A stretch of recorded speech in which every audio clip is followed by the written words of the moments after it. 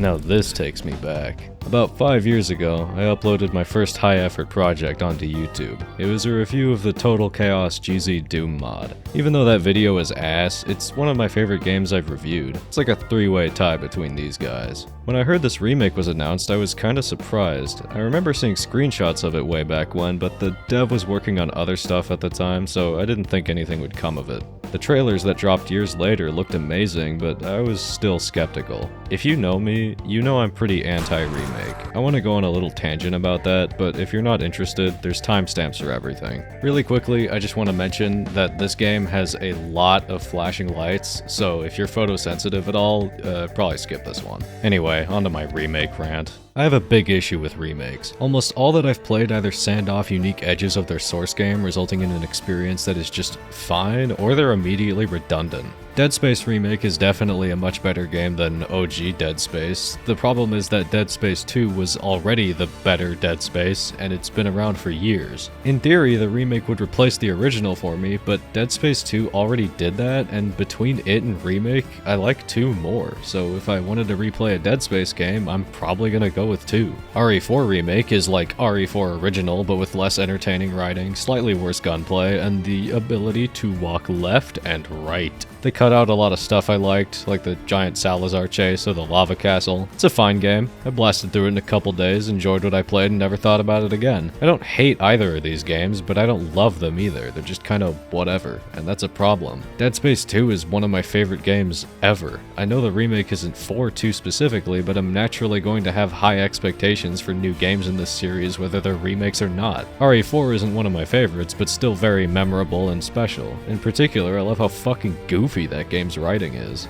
I've sent my right hand to dispose of you. Your right hand comes off?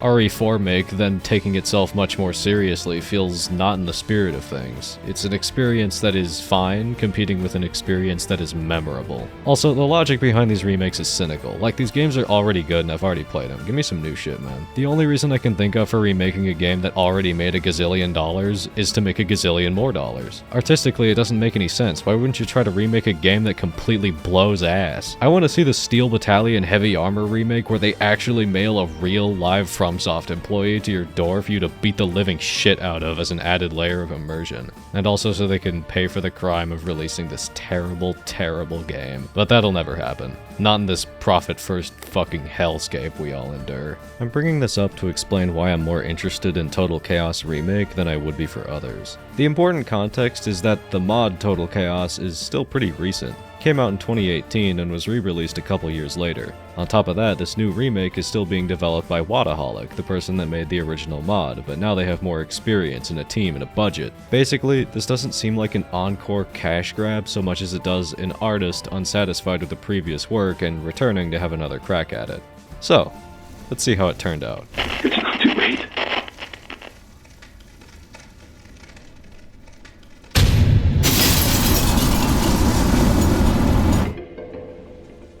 You play as a Coast Guard, and you've crash-landed on the mining colony of Fort Oasis. But something's wrong. Everyone is missing, you're occasionally talked at by some weird guy on a radio, the island is full of walking ashtrays, and the environment is littered with the kind of parlance you'd find in a Discord vent channel. Survive, figure out what's going on, and if you're lucky, find diamonds. This is one of the most visually pleasant modern games I've ever seen. By that I mean the TAA isn't horrific, it's actually heavily customizable, and there's no upscaling or frame gen at all. Some effects can get wrong, and there's occasionally noticeable pop-in, but otherwise, it's a game that I can actually see. I could cry, honestly. I'm gonna mention that I'm not a good metric for how well this game performs, as my computer has hardware that no human should possess, so consult some Steam reviews or something for that. The original mod's art style has been recreated beautifully. This entire island still looks like it just got hit by every single natural disaster simultaneously, and there's a greater variety of environments and colors compared to the original, good for making each section have its own identity. Areas present in the original mod are significantly more detailed, like the start of Chapter 3 in the original is kind of flat looking, with the building tops just cutting off, but in Remake you can see up the entire mountain and there's like more buildings and signs of life. It's really good stuff. Another area with massive improvements is lighting. Mod Chaos was, again, pretty flat looking, but Remake Chaos... Dude. The lighting has much better contrast, with a focus on darkness. More areas are pitch black and require a light source. Mod Chaos had some of these as well, but they were sparse as your light sources were extremely finite, whereas now you have a lighter so you can see in dark areas whenever you need to. This sounds like an oversimplification on paper, but no. The lighter has a bunch of mechanics and all of them are designed to fuck with you, and they really like fucking with you.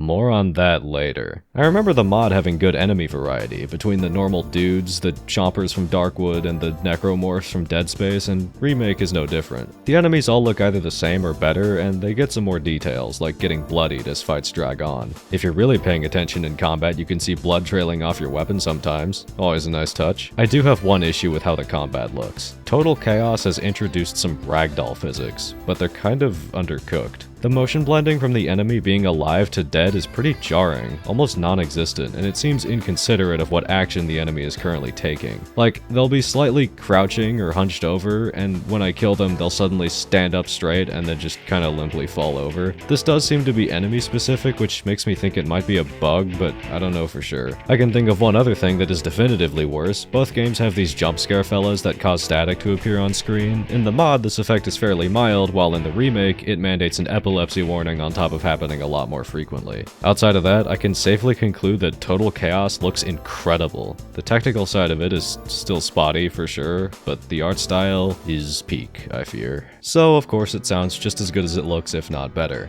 It was already great in the original, and they use a lot of the same music and sound effects, just with much more detailed and complicated layering. Before you'd hear one or two ambient effects in a musical track,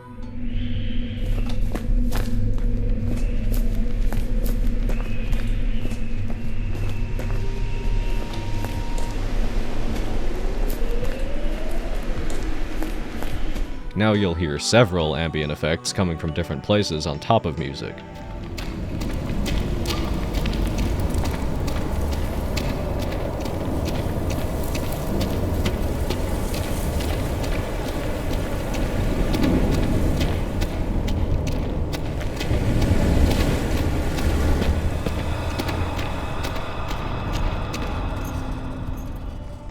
The enemies sound mostly the same as in the original, so the variety and distinction is preserved, it's just mixed a bit differently. Because of how complicated the sounds are now, enemy noises can sometimes get drowned out, so I would be getting finessed by enemies who are way quieter than I was expecting. There's also another layer to this. In the mod, whenever an enemy spotted you, a sound would play. This also happens in the remake, but only sometimes. You're bound to get snuck up on, but you can mostly still tell what you're up against with your eyes closed.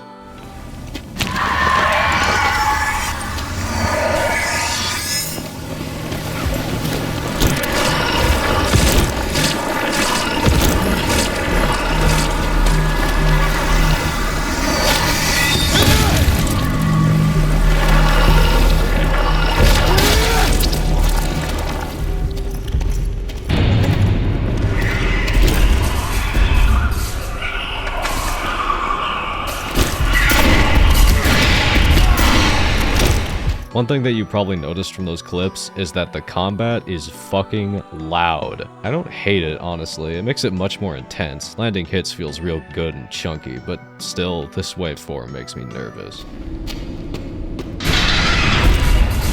A new addition is that the main character has a voice now. He still doesn't talk, instead this is just to enhance the combat soundscape. He'll breathe heavily when he's exerting himself, shout when doing big attacks, he'll even have a nervous come down after winning a fight.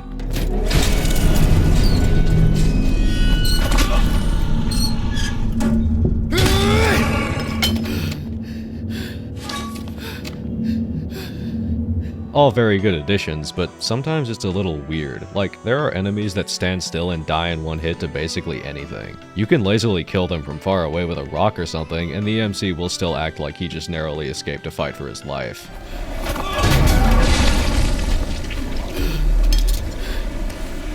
Something I miss from the original is whenever you took damage, sometimes your heart would start beating so hard it shook the screen. I think this detail coupled with the extra expressiveness of the main character would be amazing. Speaking of voices, there are a lot of them now. The story was a weak point of mod chaos, being delivered almost exclusively through notes that you would pick up and read, and those are still there, but a lot of them have been replaced with audio logs, extra characters, and full-on cutscenes, adding more variety. There's more I have to say about this, but I want to save it for the story section later on. For now, I need to talk about the radio guy.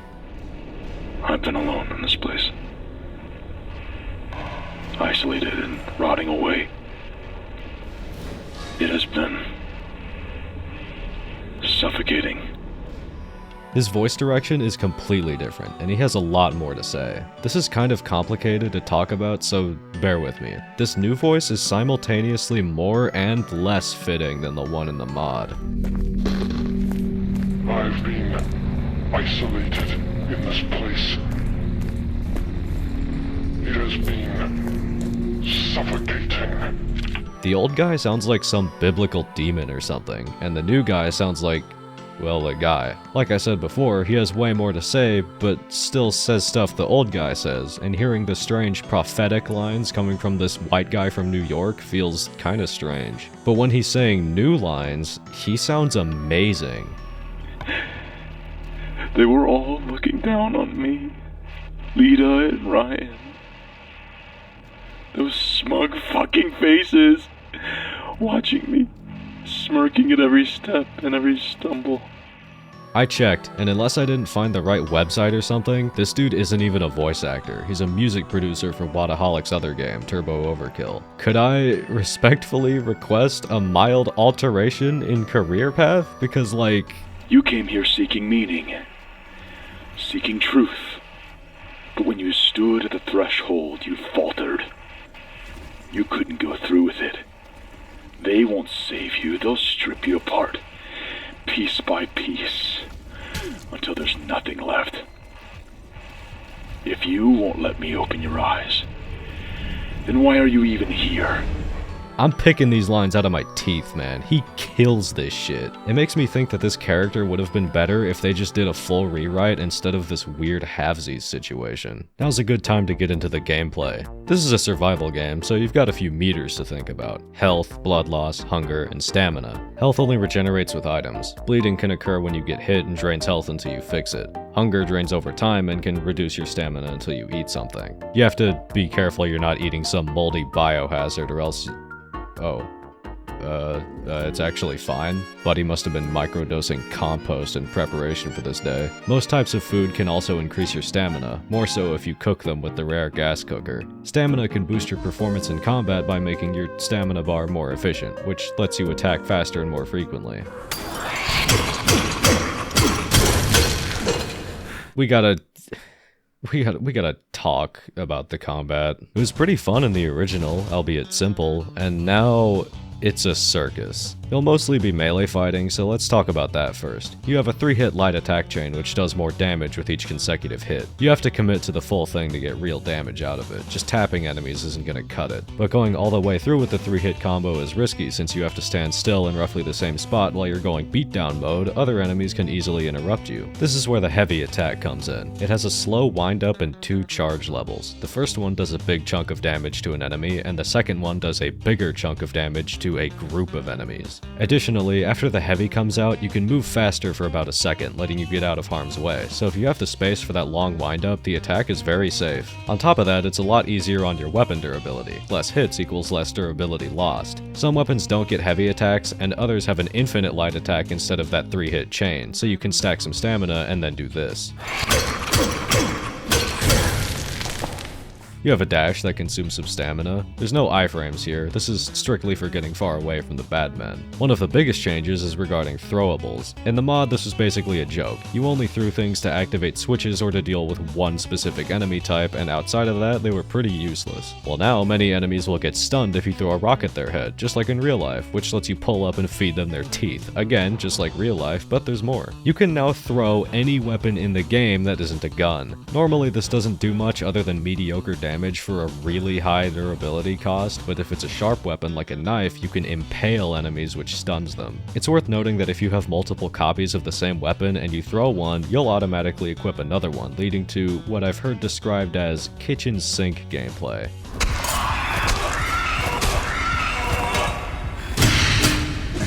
By now you're probably catching on to the notion that the combat lets you do a lot of stuff. Primarily, be funny. Crafted weapons do a lot of damage, but they can't compare to the mental damage of just using a stick with nothing on it.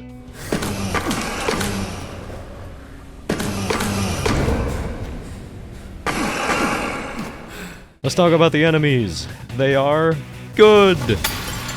Usually it'll just be some variation of a guy that runs at you and swings, but there's a lot of unique enemy interactions that spice it up. Like here, I hit this guy and it looks like he's stunned, but actually he was faking it and getting closer to the ground so he could throw a rock at me. The walking jaws get a unique animation where if you throw something at them, instead of getting stunned, they'll swallow whatever it was and then puke it back up. He has another good one where if you throw certain handled weapons at him, they'll forcibly hinge his mouth open, which disables one of his attacks. There's also this enemy which flies and therefore is covered in oil, so if you throw a bottle of alcohol at him, he'll catch on fire immediately. Side note, this game isn't documented online very well, and I was looking for the name of an enemy, and I found this website that is a AI walkthrough or something that links to real Total Chaos videos, but otherwise is just blatantly referencing a game that doesn't exist. I gotta wonder, like, what the hell is this for? Not rhetorical, please tell me if you know anything, I'm curious. Anyway, there is something about the enemies I find a little disappointing. It basically just comes down to not every enemy has that many cool interactions. Some of them really do just pull up and strike without variation.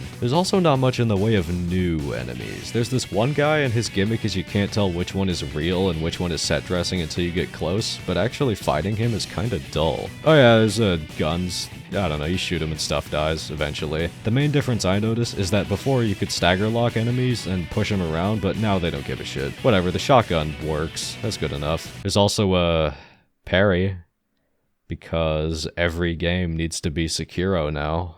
I am so tired. It's good as a last resort option, like if you get cornered or they throw a projectile at you, but otherwise I just ignored it. Let's pivot to the crafting and inventory system. A big change is that there are now recipes, and lots of them. At first I wasn't a fan because I thought you needed to find the recipe to be able to craft something, but nope, if you know how, you can just do it. There's a lot more crafted weapons that are like Dead Rising level comical. For example, the Splitter, which is just a lead pipe with a bunch of garbage taped to it. The new melee options are fine, they just generally get overshadowed by weapons like axes and pickaxes, which are easy to make without losing out on effectiveness. I think the knife spear is pretty cool. I mean, the primary attack is kind of nauseating, but whenever you throw it, your character changes their grip to throw it like a javelin. That's cool. There's one thing I'm generally not a fan of. You can only craft at a workbench, whereas before you could do it whenever you want. I get it. They want to increase the tension by having your best weapons break in a bad spot, forcing you to occasionally use some low-tier trash, which sometimes happens, but usually I end up just running back to a previous workbench completely unpressed, and it feels like extra downtime in a game where there's already plenty of it. Also, you are so inundated with random crap all the time that the risk of that happening is even lower. Seriously, I think at least an hour, maybe 2 of this footage is just me looking at my inventory. They give you so much shit. This was a problem I had in the original mod as well, but that game has a New Game Plus mode, which introduces some pretty severe resource scarcity, which I liked, but also an invincible stalker that I didn't like. Well, Remake has introduced survivalist difficulty. You take more damage, you get hungry faster, you find less stuff. It's pretty much exactly what I wanted. I would recommend this for a first-time playthrough if you've got your gamer license renewed, but there's one more facet to the increased difficulty that makes me say you should avoid it. Remake Chaos uses save stations. You've probably seen something like this in other games, while the mod let you quick save whenever you wanted. The biggest change in survivalist difficulty is basically making the saves work like Resident Evil ink ribbons. You can only save if you find records, and they are tough on these. I think I only got like 10 in the whole playthrough. You can go concerningly long stretches without saving, compounded by the fact that they don't even give you full records sometimes, just halves that you then have to tape together. The fear of losing progress is pretty effective, and strengthens the game's already extremely effective horror.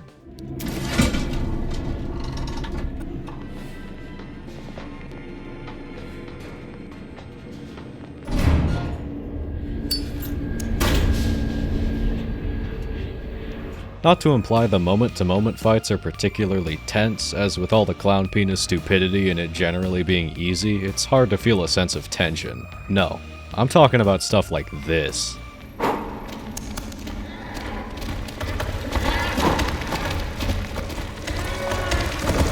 Rather than trying to inject horror into the core gameplay, there are these sections, where you're basically playing a different game, and I like it. The sections are actually scary, and they mix things up enough so that it doesn't lose its touch. Remember that lighter? You can't just press a button and have it turn on immediately, you often have to flick it multiple times to light a spark. Turning it off is also stressful, as you have to hold the button down to blow it out, taking a precious extra few milliseconds. On top of that, if you dash, it'll go out right away and you'll have to relight it. Managing this thing is designed to be nerve-wracking, more so considering that a lot of the dedicated horror enemies interact with light in some way. One section early on is in an area that's pitch black. You have your lighter, there's switches around that let you turn all the lights on, but if you produce light at the wrong place and time, it'll spot you. Later, there are these enemies that are scared of light and retreat into their shell like a turtle if you get too close with your lighter out. Pretty cute, except there's tons of them, you can't kill them, and the area is full to the brim with air vents and leaky gas pipes that'll absolutely blow your light out at the worst possible time. You've gotta be paying attention, because if you get hit here, guess what? You can't heal or bandage yourself because you need that light out at all times or else you'll get swarmed and die. There's so many of them to the point that you often have to crouch under them to make progress and just pray that your lighter doesn't go out.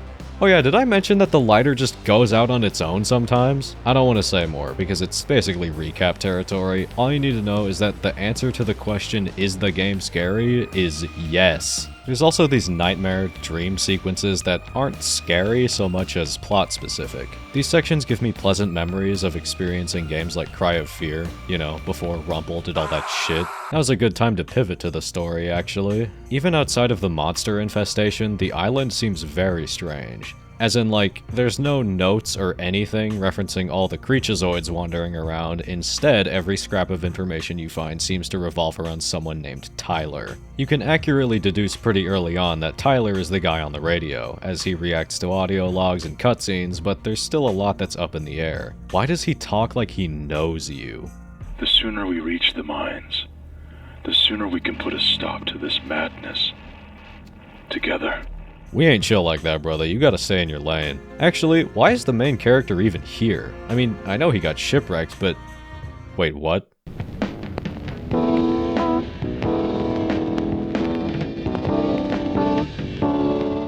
Guess the storm wasn't that bad. You get plenty about Tyler and his personal life, but almost nothing about Sir Throws-a-Lot, despite the fact that Tyler clearly knows you. One thing you'll pick up on right away is how resentful Tyler is. Anytime another character speaks, he's frustrated or brushes them off. He seems to imply that this situation is because of the people around him, but is it actually? Listen, that voice you've been following? That one on the radio? I'm trying to reach him, desperately. All I want is for him to come home, away from this god-forsaken place, even if it's kicking and screaming. Well, guess that answers that question, but Tyler isn't any happier. It's funny how generous guilt makes people. You can also piss Tyler off by not doing specific things he tells you, like in Stanley Parable. Going against him usually means extra story events. Tyler, please pick up. I just wanted you to understand. I've made up my mind. Okay, this kind of recap isn't gonna work. I need to jump ahead. If you don't want spoilers, go to here. Are they gone? Fucking finally, dude. Welcome home, Tyler.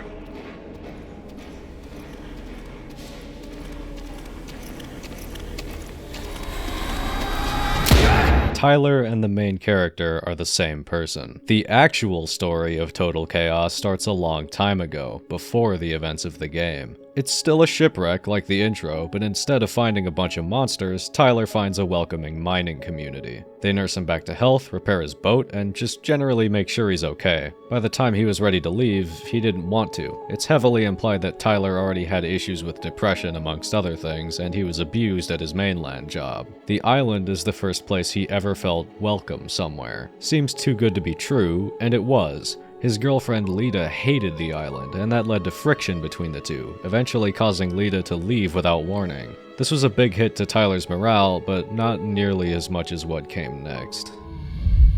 Now I'm afraid the results came back exactly as we feared. Further tests confirm it. Stage 3B lung cancer. Fort Oasis doesn't have the kind of equipment you'd need for treatment.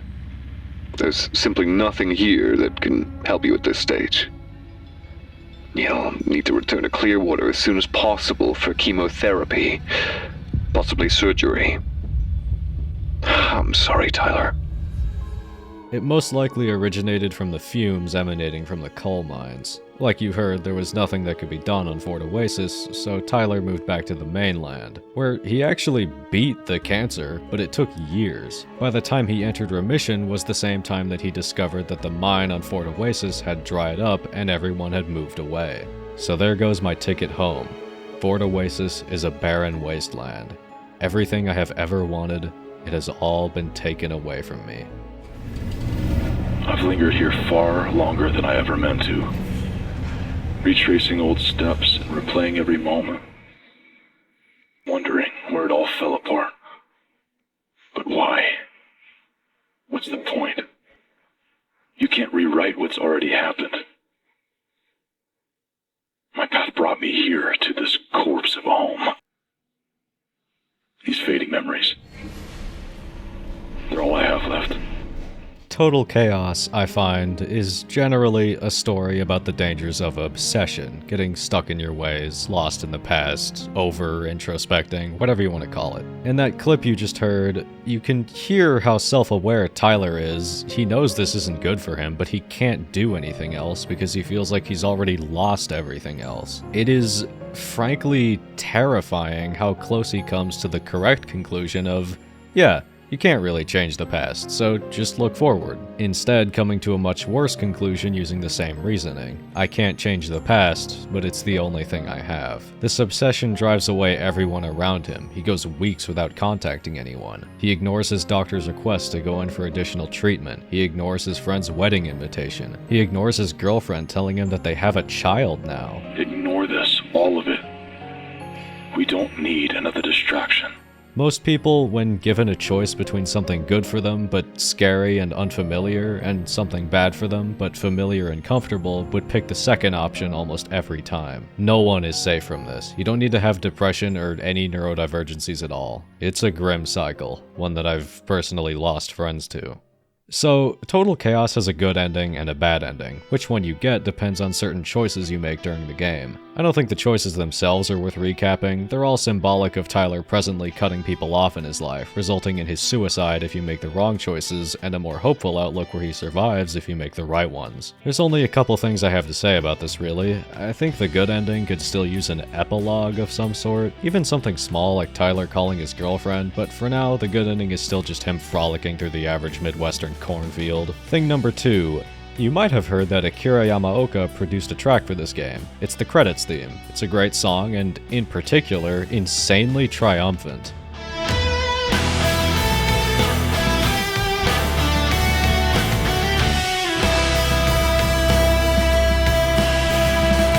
Very fitting music for overcoming the worst parts of yourself, except it also plays for the ending where you commit suicide. This really cheapens an ending where I probably should have been feeling somber and was instead giggling and cracking jokes like a dumbass. What I find broadly interesting about the plot is the odd circumstances. Being a Paradise Lost story, you would expect the paradise to be impossibly good and magical, but Total Chaos doesn't do that. They acknowledge that Fort Oasis, even when it wasn't infested with monsters, was a smoky, concrete jungle. Name's Ryan. Come on. I'll give you the tour. The place is a bit rough, huh? I thought the same when I first washed up here. But before you know it, you won't want to leave. It's hard to see the same things that Tyler does in this place for him to be so attached to it, but that's kind of the point. While the main plot is Tyler getting over himself, basically, there's an extra layer in the importance of empathy and understanding from the perspective of the player. By making his circumstances harder to relate to than expected, the game is more challenging to your empathy muscles. Fortunately, as a humble empath myself, I didn't have any issues. By the way, being an empath means I can tell how people are feeling by looking at them and listening to how they talk.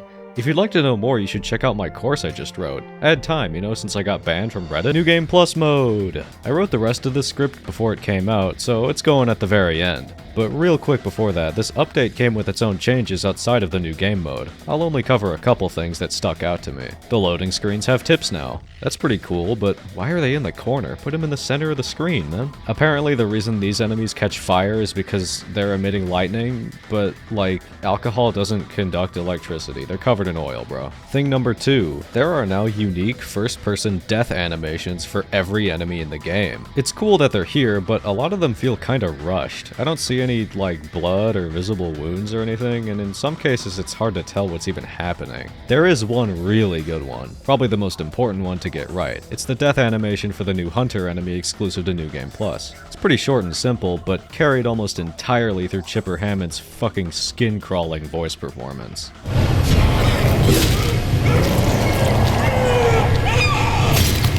That's a good screamer right there. So how is New Game Plus? It's not like how it is in other games. You don't just go through the same game with all your equipment from the original playthrough. This is a different experience entirely. You go through levels in the same order, but the layouts are extremely different, sometimes completely backwards. The environments have gone from dreary and decrepit to downright apocalyptic. Every area has some crazy shit going on. Encounters are a lot nastier, more diabolical combinations of enemies, and higher numbers with less ways to deal with them. On top of all that, you are hunted by the hunter. Every time you enter a new level, you're given a grace period of about 10 minutes before the hunter appears. He's an invincible Mr. X type. He's imposing and brutal. All you can hope to do is slow him down for a bit. He can be briefly stunned by landing a fully charged heavy attack or throwing something at him, but he's only stunned for a couple seconds at a time. You can also parry him, but it destroys your weapon durability. Dealing with him is either costly or risky, depending on how you go about it. I like this iteration of him a lot more than his mod counterpart. When he appears, he feels like a new, uncontrollable element to the existing dangers of the level. Undoubtedly, his presence makes things much harder. Whereas in the mod, summoning him is basically a death sentence, on account of his attacks being instant kills, his immunity to stuns and staggers of any kind, and his habit of randomly teleporting right on top of you. The new hunter discourages interaction, while the old hunter precludes it entirely. So the new NG Plus is better than the mods, right?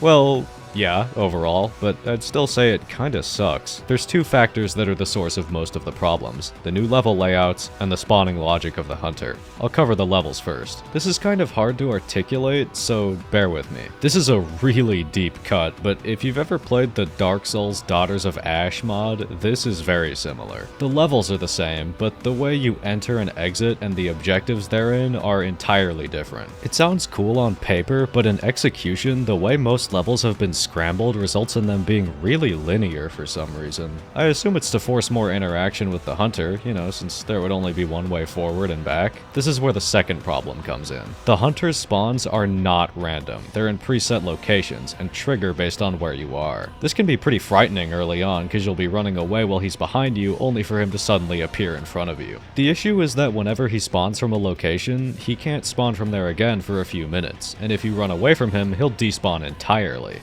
You see the problem? There is no reason not to run forward, spawn him in, run away to despawn him, and repeat that for the entire game. Once I figured this out, I hardly even saw the guy again. I would just hear his footsteps and then bolt. This is a huge problem. This dude is the game mode. Without him, it's basically just fighting in a straight line and occasionally grabbing key items. It's arguably even easier than the normal game since you're just fighting guys. Even if the encounters are a lot busier, the combat mechanics are still pretty overpowered. There's nothing to really break it up either. Those dedicated horror sections are gone. There's hardly any extra story stuff. I heard a door knocking at one point, and there's this random garbled speech.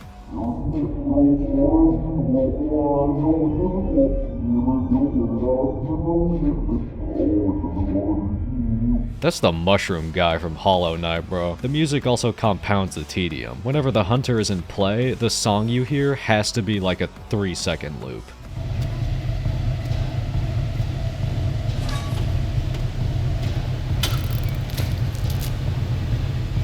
It's not completely unbearable. There's a bit of a dynamicism to it, like whenever he spawns in the music swells, but overall, hearing this play for hours on end is really tiring. That's the problem with this game mode. It's intended to be an ultimate challenge, a demand to use everything you know to succeed, but actually doing that is really tedious and repetitive. I can't overstate how much the hunter's unthreatening nature hurts it. It's getting a bit negative, so let's go back to some stuff I liked. One chapter has no enemies at all. No timer either. Instead, you get your lighter and have to solve a bunch of light puzzles in the dark to make progress, until the hunter spawns in with no warning and chases you for the rest of the level. It's a short section, not the scariest, but it's something unique, a break from the constant fighting and running, and it leads into the final confrontation. You're stuck in a maze. It's just you, whatever you've collected up to that point, and the hunter. To kill him, you have to bait him into charging into some glowing bits on the wall to set him on fire and then beat the shit out of him. There's two problems. One, there's boxes that block some passages that you have to break before the hunter gets to you. And two, you don't know where these walls are by default. You have to navigate the maze and risk getting cornered or cut off. It's a pretty simple fight, but fun and satisfying nonetheless. Feels very video gamey in a good way. And then you get the ending. Without spoilers, it's simultaneously obtuse and underwhelming. It doesn't really add anything to the story, in my opinion. Okay, I'm out of things to talk about. That would be kind of a downer to end the video on, so I'll just clarify that this is one of the best horror games I've played in years. It's good on its own and as a remake. I'd say this has thoroughly replaced the original for me. The New Game Plus has a lot of problems, but the rest of it is just outstanding on basically every level. I recommend it, but if money's tight,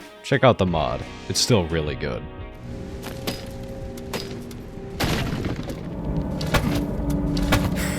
Never forget what they took from us.